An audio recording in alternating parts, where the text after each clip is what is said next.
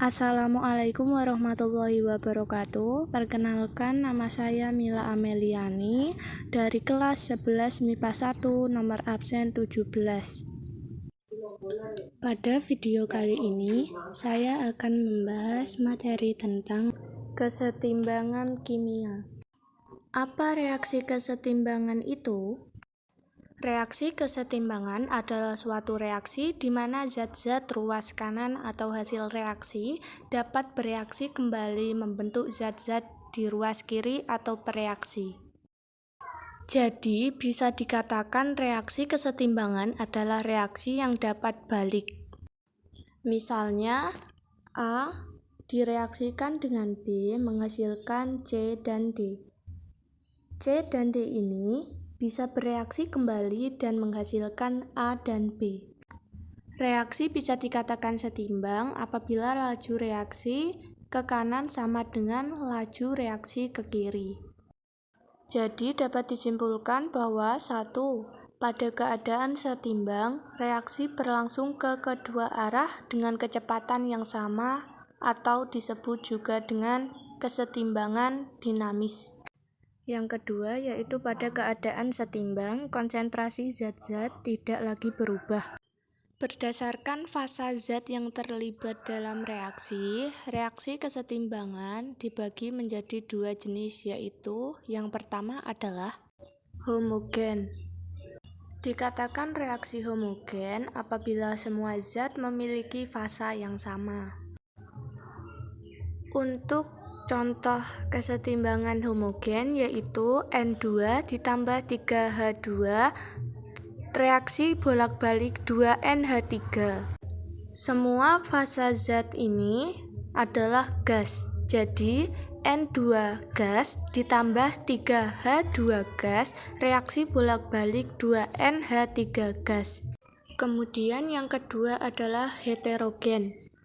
Untuk reaksi kesetimbangan heterogen, zat-zat memiliki fasa yang berbeda.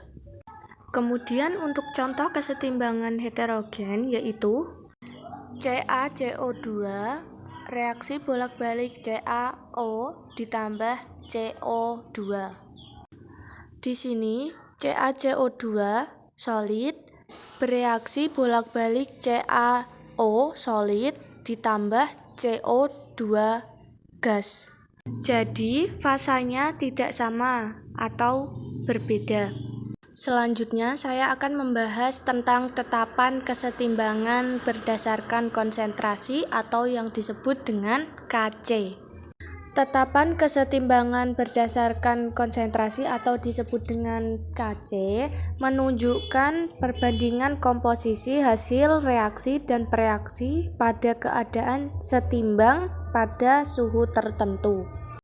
Jadi pada reaksi PA ditambah QB, reaksi bolak-balik RC ditambah SD, di mana PQRS adalah koefisien reaksi. Maka harga tetapan kesetimbangannya adalah KC sama dengan konsentrasi C pangkat R dikali konsentrasi D pangkat S dibagi konsentrasi A pangkat P dikali konsentrasi B pangkat Q. Kemudian ada catatan mengenai tetapan kesetimbangan, yaitu yang dimasukkan ke dalam rumus KC hanya konsentrasi zat-zat yang berfase larutan dan gas saja. Contoh, yang pertama adalah reaksi N2 gas ditambah 3H2 gas, reaksi bolak-balik 2NH3 gas. Jadi rumus KC-nya yaitu KC sama dengan konsentrasi NH3 pangkat 2 dibagi konsentrasi N2 dikali konsentrasi H2 pangkat 3. Contoh yang kedua yaitu CaCO3 solid, reaksi bolak-balik CaO solid ditambah CO2 gas. Jadi rumus KC-nya yaitu KC sama dengan konsentrasi CO2.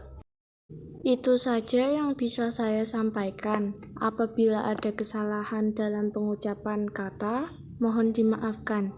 Saya Mila Ameliani dari kelas 11 MIPA 1, nomor absen 17 ingin mengucapkan terima kasih yang sebesar-besarnya. Wassalamualaikum warahmatullahi wabarakatuh.